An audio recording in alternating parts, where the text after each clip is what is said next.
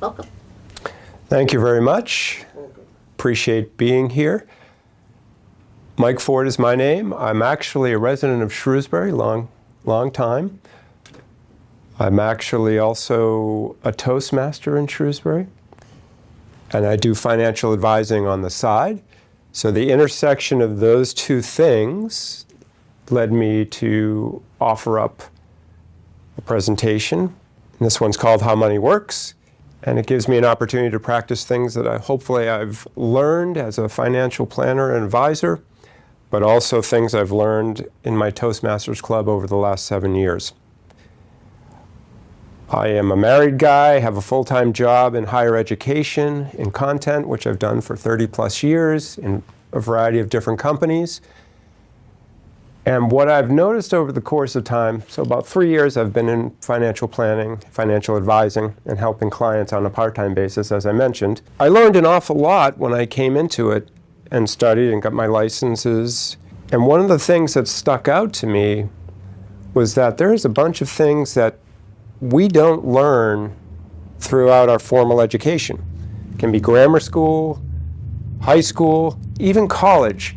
There's not basic information about debt and credit cards and interest and the variety of things that are associated with making smart and wise decisions about money. There are, of course, some courses within college that are related. There might be something that's very specific to a job or a role that someone might have after graduation, but nothing that sort of covers the basics. So How Money Works, the idea is a lot of information will be presented. It will be covering a number of different topics, and it's designed to give some information and build a foundation and perhaps provide a few interesting tidbits as well that you may or may not have known about previous to this. So with that, let us begin. This is a table of contents. There's a lot of slides in here. I don't think there are 64, but it looks like it on here. Nonetheless, there's some that I'll spend a little bit more time on because I think they have a little bit more impact and value. And there's some I'll breeze over relatively quickly. And the company I work for, Primerica, as an independent contractor person, also believes that because what I talked about earlier, that this kind of stuff isn't taught in any formal way, that it's really important to share this information with as many people as possible. So just a couple things that you start thinking about depending on whatever age you are, or if you have children or you have parents. Any variety of questions you might have are, how do I avoid debt? How do I get out of debt if I've got some debt? If you're someone like me who's getting toward the latter part of your work career, hopefully, you want to start thinking about retirement. And then that opens up a whole can of worms and questions. Well, how much money do I need? How much am I on a path toward living the lifestyle I'd like to live when I retire and not work any longer? Is there a gap? What is that gap? How do I close that gap? So there's a whole variety of questions that this isn't necessarily going to give you all those answers, but it's going to give you some opportunity to think about how to go about getting those answers. One of the things that I thought about for a very long time when I was younger and in the workforce and was driven to just climb up the corporate ladder. And why? Because I wanted to make more money, because I wanted to have a secure financial future. And one of the things I've learned is that you don't need to have a high-paying job to be able to do that. And I should have learned that a real long time ago because I used my mom as an example of how to be financially secure without necessarily having a high-paying job. I was the oldest of three. My dad was a firefighter in Worcester for a lot of years. He took a second job, often painting or driving a school bus. My mom didn't work until I was probably 14 or 15 years old. Then she worked for maybe 25, 30 years. She worked up until she's 75. She's now 80. And she just was smart with money. Didn't spend on things that we didn't, well, let's put it this way. She spent on things we needed, but not on things we necessarily wanted. She made wise decisions. She was very careful with money. And what happened? Well, she's able to retire now and live very comfortably. And that's an example that others can do as well. The message then, leading into the topics that we'll look at a little bit more in depth, is that you can get out of debt if you have some, you can build savings, and you can get to financial independence.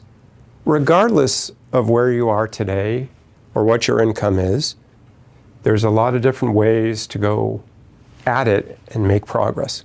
Starts out by taking control. So what does that mean? Well, one of the things that I've been reading recently as an aside, which relates to this, is some books about Stoicism. And one of the key things I take coming out of that is this concept of lots of things happen, but what a Stoic might say is focus on the things that are in your personal control. Don't worry about all the other things that just happen. Work on the things that are in your control. And much like that, we have lots of things out of our control when it comes to our financial circumstances and picture. Taxes, inflation, what's going to happen with Social Security? These are all examples of things that are not in our control. What is in our control?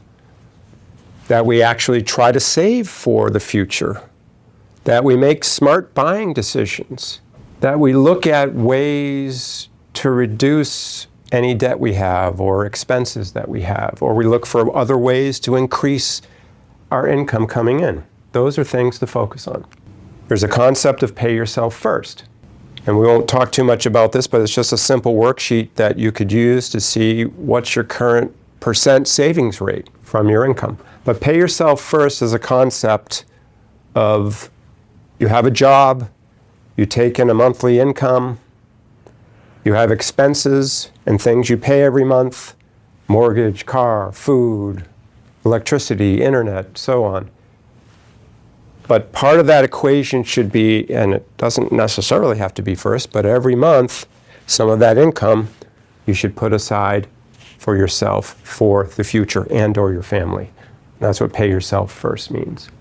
Now, when I work with couples or individuals or families, especially if they're on the younger side, we want to think about a variety of ways to have excess money and build up money.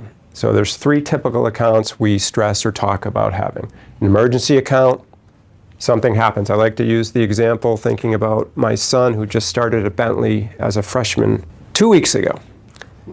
One day he's out in the backyard, he loves soccer, he's kicking the ball against the foundation of the house, elevates it a little too much, breaks a window. So I needed to have an emergency account because now I've got, maybe my home insurance could take care of that.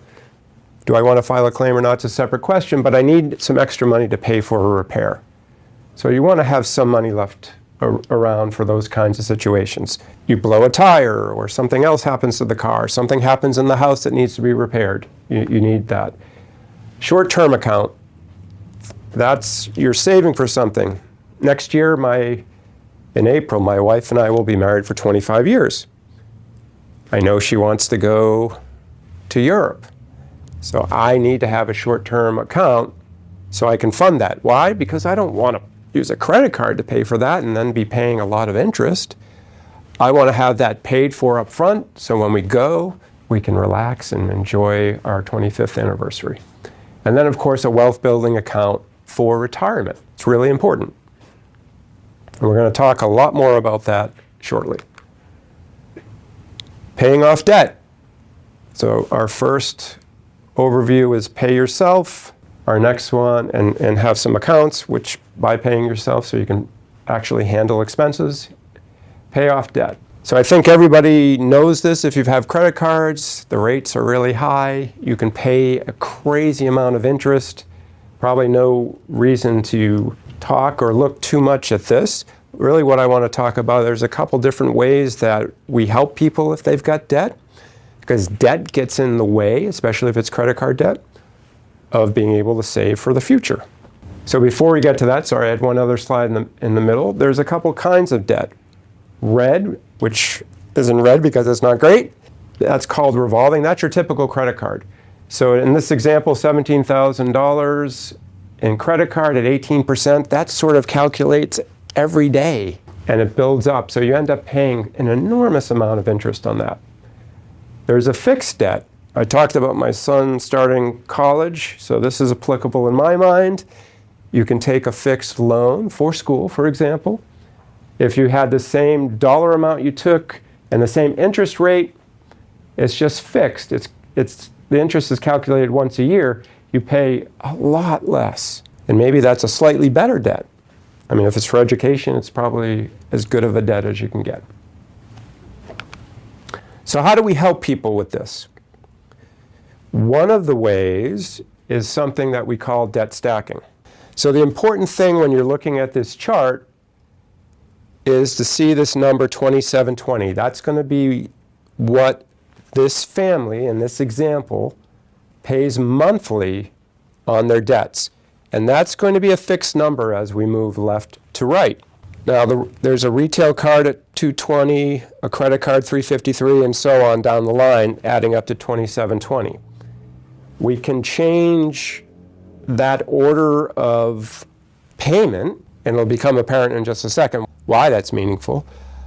It can be about the highest interest rate. It could be the lowest amount of money owed. It depends on the circumstances of each individual. But the idea is to keep paying that $2720, all these bills and those amounts, all these debts, until that retail card is paid off. When that retail card of $220 is paid off, we tack the $220 to the second item. It turns it from $353 into $573. We keep the $2720 payment. We keep paying that.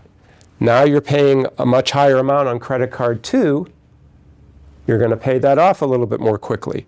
When credit card 2 is paid off, we take that $573, maintaining the $2720 payment, we apply it to the third debt, which is the car loan. We're now paying $1,124 on that. That's going to pay that car loan more quickly. And then we move on and apply that dollar amount to the remaining debts. Each time a debt is paid, we take the payment we were paying that monthly and we add it to the next item. We maintain that $2720. So what happens? In this example, if we just paid the minimums or paid whatever amounts that were listed there, you're going to pay it for 24 years. It's largely driven by the mortgage, but it ends up being an enormous amount of interest paid. If we debt stacked, as I described, you can save yourself $130,000 and pay it off 15 years earlier, paying the same amount. There's other strategies we have that we might look at, depending on circumstances for individuals, but that's really a powerful one. So just a couple quick slides. I'm not going to spend a lot of time on talking about things that impact your credit score negatively and things that improve your credit score. So just a couple things I would call out here on common credit mistakes: maxing out a credit card, not knowing what the interest rates are. Should you be late with a payment, then the credit card company starts increasing that rate. Just being aware of what that is. Things that will help your credit score: don't miss a payment if possible. I'm pretty good about doing that, but what I noticed, and here's a tip perhaps for others, I have automatic payments for some things I do not. I have a calendar reminder every month, 1 or 2 days before it's due, to remind me to take the action to go and do it. Except one time, that calendar reminder, I set some kind of a deadline on it, and the date passed and I missed that reminder, and I got dinged. So just be careful about that if that's your methodology for tracking what you have to pay. Okay, the rule of 72. We're going to now move off of debt and we're going to start talking about investing and compound interest and how amazing it is.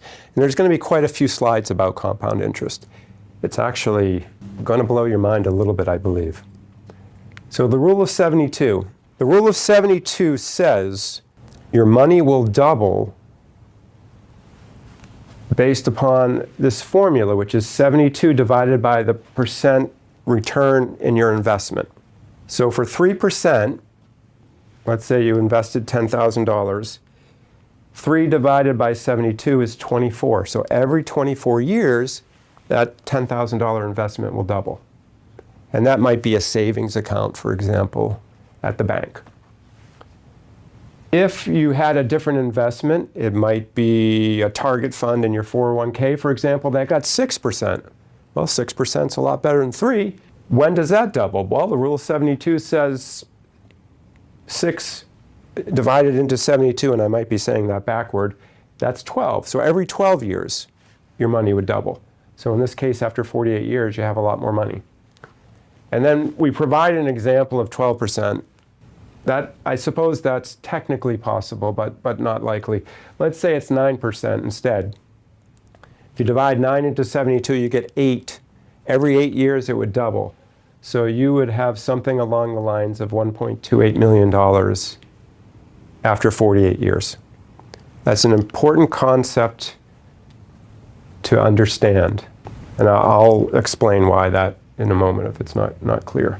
Here's an example of $1,000 being invested. So the idea would be parents or grandparents providing a newborn at the top there with $1,000, and all the examples we'll look at are going to say 9% return. To make it easier to see and understand, it sort of is as if 9% were every year. That's not the way the market works. The market goes down, the market goes up. Over the course of many years, it rises, and we'll see something later that shows us what it's done over many, many decades. If somebody provided a baby $1,000 at birth in their name, and they got a 9% average return, for 67 years, they'd have $406,000. However, let's say it's grandparents. Let's say the grandparents waited and said, oh, for your sweet 16th birthday, we'll give you $1,000. That's still 51 years until 67. But that only would be worth $96,000 relative to what that baby would get. And if you waited to 40, it's only $11,000. Compound interest is an amazing thing, but it requires time. And this gives us a little bit more of a graphical to kind of see. I don't really talk about the simple interest example, but what I did want to focus on, this is the same, at least in the green here, the same $1,000 at birth at 9% or what it ends up at. So what you'll notice that if you track along years, when you hit maybe 50, and then beyond that, what you start to see is almost a vertical line. And why is that? Well, let's say you're back here at about 25 years old and it's $30,000. Let's say the market that year goes up 10%. You get $3,000, so now you have $33,000. Now let's say you're at about 60 years old and you have $300,000. If the market goes up 10%, that's adding $30,000 that year. So as the numbers start to get higher, of course there's risk that you can drop down with similar amounts, it grows really exponentially. That's the value of the time with compound interest. It's another way to look at it. The previous examples were just a dollar amount put into an account and then just let it go. But what you can also do, rather than do that, is just open up some sort of an account and put money into it on a monthly basis. So in the case of putting $20 a month in, starting from zero, these are the numbers you would get if you average 9% over the course of each month. for 40 years. You end up with $94,000. $20 a month. $240 a year. If you could put $100 a month in, you almost have $500,000.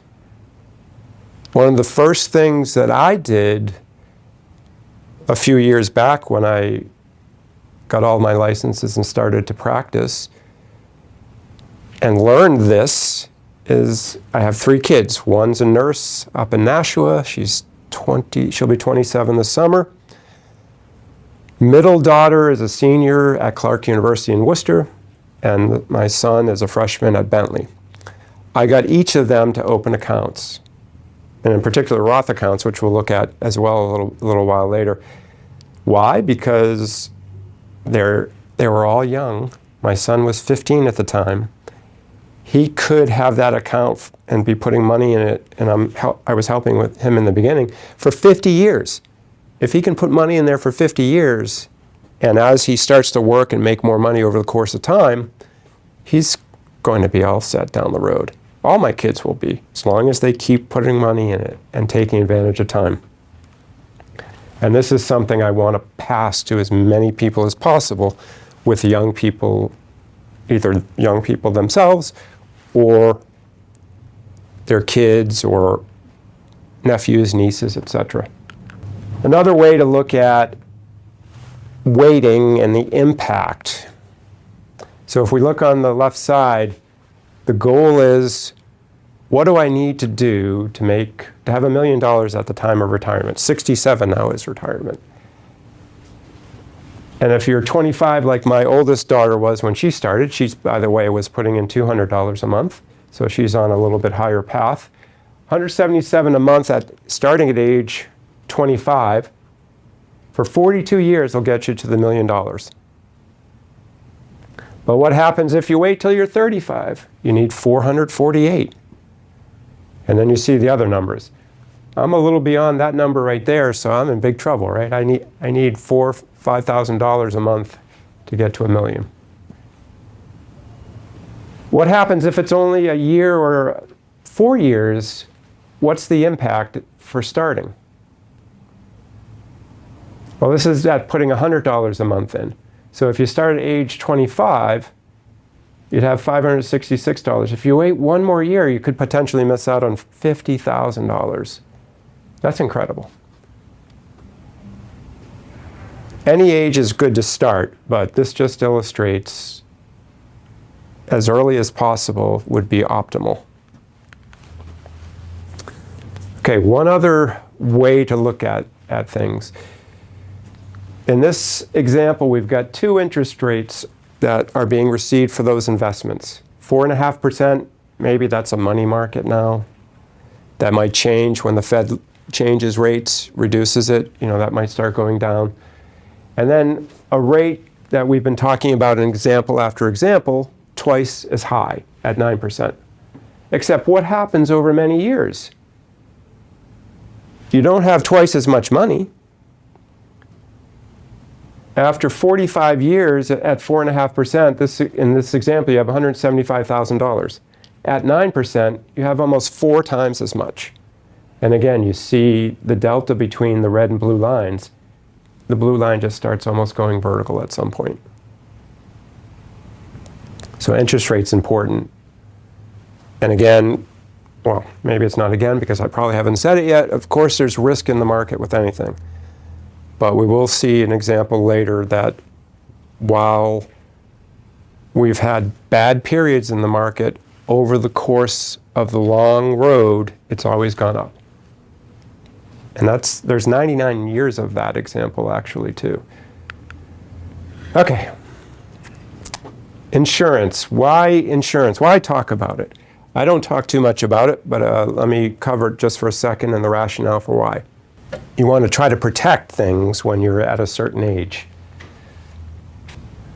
So when young couples get together and start their family, hopefully maybe not now, it's really hard to do, but hopefully they have a house, they have a couple kids. When you're younger, you're probably not making a ton of money, so your income's not very high, and your debts are probably very high. And if someone were lost in an accident or some other catastrophic event, replacing that income would be very, very difficult. But over the course of time, the kids grow up, they go to school, the house gets paid off, the couple starts making more money, they advance in their careers, they have no need for insurance down the road. This helps protect your investment dollars, because if something happened when you were younger and you had a 401k, you have to replace that income somehow. And without insurance or enough insurance, that could be a problem. So my company talks about using term rather than cash value. I'll show just a quick example of why. Here's something called an indexed universal life insurance. There's a variety of different names for it. Whole life is one of them. So John and Mary are 35. They have $250,000 of life protection each, and they have a cash value account, which by the time they hit 65 should be about $127,000. They're paying $251 a month for all that. One issue, though, is most of these types of whole life, almost all of them, if somebody dies, they're going to get the payout, but they're not going to get the cash value. They don't get both.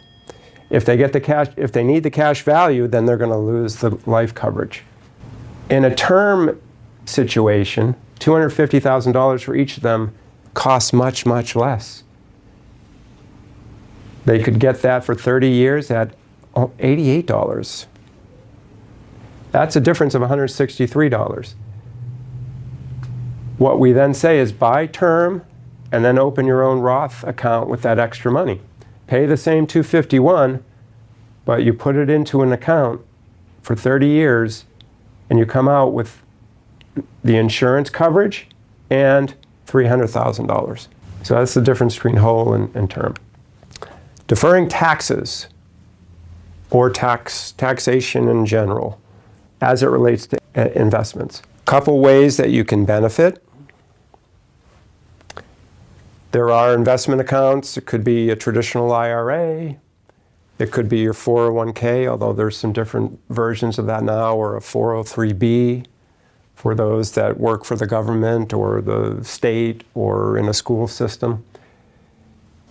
You put money in pre-tax into your investment account. What that does as a deduction, it reduces your taxable income.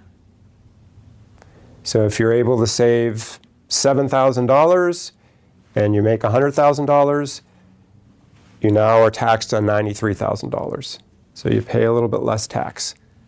And as we can imagine, Uncle Sam will find you a little bit later down the road. There's also a way to defer you can defer taxation on some of these accounts. And if you can do both of these, that's great. The deferral simply means that you're not paying taxes on that account while it grows. So it grows tax-free. It doesn't have the burden of you paying taxes on it. It grows higher. Again, in almost every case, except for one we'll look at momentarily, you will pay taxes later. But the idea is when you retire, your income is going to be a little bit lower, your tax rate's going to be a little bit lower than when you're at your prime earning years. So there's a little bit less impact there. Traditional IRA I just talked about, $7,000 a year you can put in. The government regulates this. If you're over 50, you can put $8,000 a year in. But the government actually had a good idea to help spur retirement savings and created IRAs and 401ks. There is a situation where for high earners, they can't take a deduction because they make too much income and the government puts a ceiling on that. But they can still have a deferred growth and deferred taxation. But they can't reduce their taxable income in that year because they make too much money. Good problem to have, I guess. I guess. Yeah, I'm not aware of that problem, but it's a good one to have. Most of us aren't. Yeah. And then there's a Roth. So I put all my kids into Roths, especially as younger. This is post-tax, so you don't take it out of your taxable income. and make pre-tax contributions. You take it out of your bank account, for example. You've already paid taxes on that money, and then you fund a Roth account. And it's just a different version of an IRA, but what the great thing about it is it grows tax-free. There's a little bit easier way to access it down the road. There's less requirements, but when you go to take that money out, when you need it and want it, you're not taxed. You've already paid taxes, so you're not going to get taxed later. So really, really cool, really good thing. And then this is just a quick chart that covers those things. This is dated here. I think it's $8,000 now for 2025 for 50 and above. So if you're a little behind, you can catch up a little bit by adding an extra $1,000 if that's within your capabilities. Okay, this is going to be super hard to see from a distance, but it's yet another time value of money exercise. I'll try to describe it and talk about it. There are two individuals here that just got out of college, presumably, or started working at the age of 22. The person on the left makes contributions for 8 years into a retirement account. They max it out and they put, in this case, $6,500 every year for 8 years. Then they stop and they let that account just sit there until they're ready to retire at age 67. The person on the right decides, well, I don't have the extra money right now. I'm not going to start investing yet. They wait 8 years before they start. So they start investing at age 30. And then they think to themselves, well, I'll beat my buddy over there. I'll just keep plugging money in for the next 37 years. And that person does that, the same amount of money, same amount of years. So again, person on the left, 8 years at the very beginning from 22 to 30, putting money in. Person on the right, skip those 8 years, but then put in 37 years worth of money. Same kind of money every year. Who did better? Well, the person on the left that only did it for 8 years put $52,000 in. They're projected to have $2.4 million at the age of 67. The person on the right paid for 37 years. They put $247,000 in. They're projected to have $2.2 million. They did worse, or they will do worse. And you have to ask yourself, how can that be? Well, the way that it can be is that before the person on the right started paying for 37 years, the person on the left already had $80,000 in their account. And the compound interest in years on that $80,000 just overtook the other person. And when I talk about, which I know you can't see this, but let's say when the person on the left was 60, they had $1.28 million in there, $1,280,000. This is how the back end of these investments, long-term investments, work. The next year, they had $1.4 million. It grew $120,000. That's the power of time. And again, these things aren't linear. The examples show linear, consistent, every year growth. That's not the way it works. There are times when the market goes down 20%. Think the banking crisis, 2007, 2008. Probably went down 25%. Think COVID, dropped 20-something percent, but over time and right after that, it grew even more. So it averages 9% or whatever the number is. Become an owner, not a loaner. So what does this mean? Well, hopefully it made a little bit of sense so far. So let's say you've got money in a savings account and maybe you're getting 4% right now. What do you think the bank is doing with your money? The bank, the middleman here, paying you 4%, is out there trying to earn 9%, 10%, 11%. That's the business they're in. The idea then, bypass, skip the middleman. See if you can earn the higher amount. Don't let them make all the money off of you. They, of course, take risk as well. There's always risk involved in these things. But again, over the long term and time, it's always gone up historically. Then there's inflation. And in this particular example, if you were earning only 1.5% in your bank, let's say you had $10,000, so you earn $150. What happens if inflation was high, like we saw very recently, and it was actually 5%? That means that it takes $10,500 next year to buy $10,000 worth of goods this year. But you only earned $150, so you've actually gone backward. And so part of the thing we like to think about and talk about is inflation. If inflation is 3% and your investments are earning 2.9% or 3%, you're losing or you're break even. You're not gaining. That's something just to be aware of and thinking about. Back not that long ago, actually, probably when I started working, and certainly my parents' generation, families could get by on one salary, and that person would work all of their career at one company, and they'd get a pension that paid them a good percent of whatever their salary was at probably its highest point for life. And then they'd also get Social Security. And between those two things, and if they had any savings, great. But between those things, they could retire and live a good life. Things have changed, though. A couple things have changed. All three have changed. All three have changed. Personal savings are tougher now. I think about my parents. They bought a house in Shrewsbury in 1972 when I was a wee lad, $23,000. Now homes are way beyond the price, way beyond inflation, so very difficult to afford.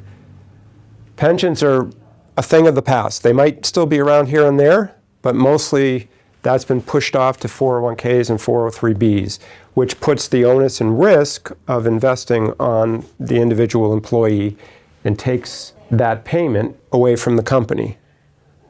So as people started living longer with pensions, it was too much money for companies to absorb. So now they give some money in some cases, and then it's up to the employee to manage it. And then Social Security, what's going to happen with that? We've heard for decades, really, but more recently again, that Social Security will run out of money sooner than we thought. And there's a crunch on it, and nobody's really doing anything about it in Washington quite yet. However, I did attend a webinar recently, and an expert talked a bit about this and said they will figure it out for those of us that are closer to retirement age. They'll figure out some way to maybe raise retirement again, or there's a couple levers that can be pulled, but it's going to screw up the younger people in the workforce because they're going to be under different rules. And how it's going to work 10, 20, 30, 40, 50 years from now, who knows? But we can't, I guess the basic message is we can't take this stuff for granted anymore, that it's going to be there, and that's all we needed to do for a healthy and comfortable retirement. So what do we got to do? We probably want to take control of this ourselves by doing some investing on our own. And this gives us kind of an idea of some different investments, including inflation and what's happened. It's a 30-year period from the end of 1992 through 2022. The first one is in green is the S&P 500. So if you're not familiar with that, that's a index, which is sort of a proxy for how the stock market does. It's the 500 biggest companies that trade on the New York Stock Exchange. It gives us a good idea of how the overall market is working and investments are working. There are different indices as well. But over that 30-year period, it averaged 9.64%. Investing in stocks was pretty lucrative. Bonds. Well, bonds are a different kind of investment vehicle. They're usually raised by a local government, a state government, or the United States. And what it is a way that the governments of those principalities raise money. They sell a bond to somebody, get that money, use it on whatever they use it on, paying debt or building something, and then they pay that back with some interest. But these usually, and they're guaranteed, so they're solid, right? People invest in bonds because so far they've been guaranteed, but 4.55% back on that. 30-day T-bills are a liquid government thing. That only earned 2.2% over 30 years on average. U.S. inflation for that period is probably ticked up from this. This says 2.5% over 30 years on average. So what I want to point out is, do you want to be invested in bonds for that 30 years, or do you want to be invested in the stock market for that 30 years? Here's what inflation did. So the gap becomes enormously positive with stocks. So that's the advantage of doing that. You're far outpacing inflation in that case. If you did T-bills for 30 years, your buying power is, you've lost out. You're behind.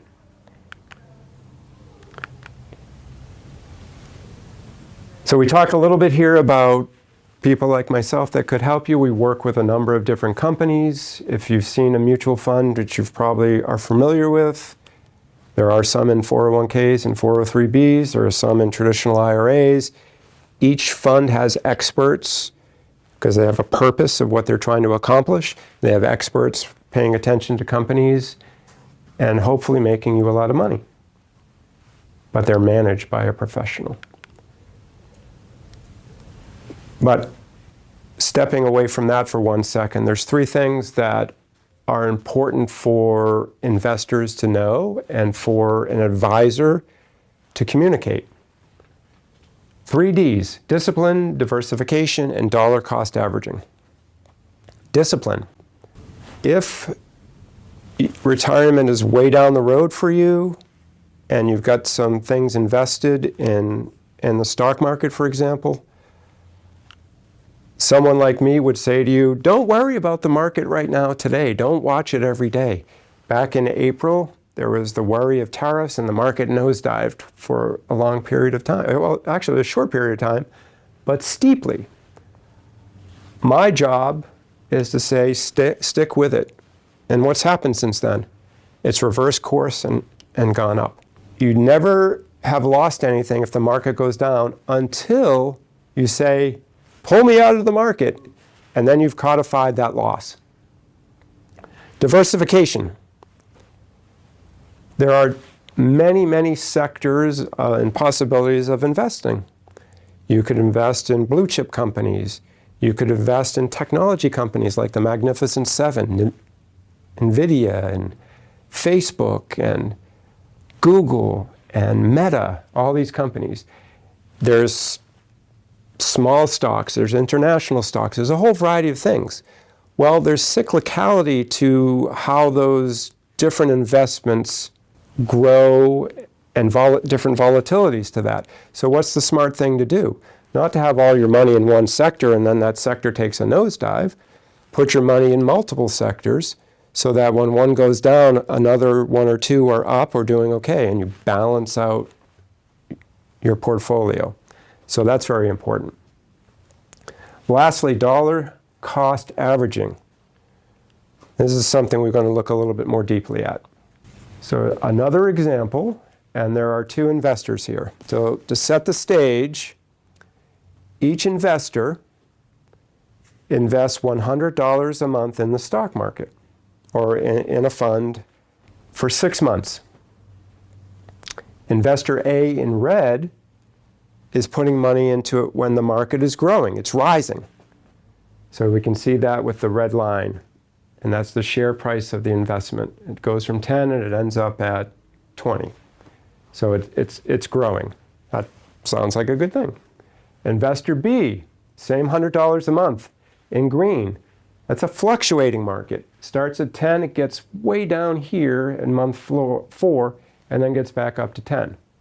So the question then is, who does better? They're both same period of time. Maybe they're investing in different markets that are behaving differently. Who's better off? I know there's a lot going on here, so I'll try to make it as clear as possible. So the first person in red, investor A, that was in a rising market. So the important things to look at are $100 a month, both of them, total of $600. Month one, the share price was $10, so $100 buys 10 shares. Then the share prices each month are growing and getting higher. Ultimately, in month 6, ending at $20. $20, you can only buy 5 shares. 5 times 20 is 100. So what happened to them? Well, after 6 months, they invested $600. They got 42.28 shares.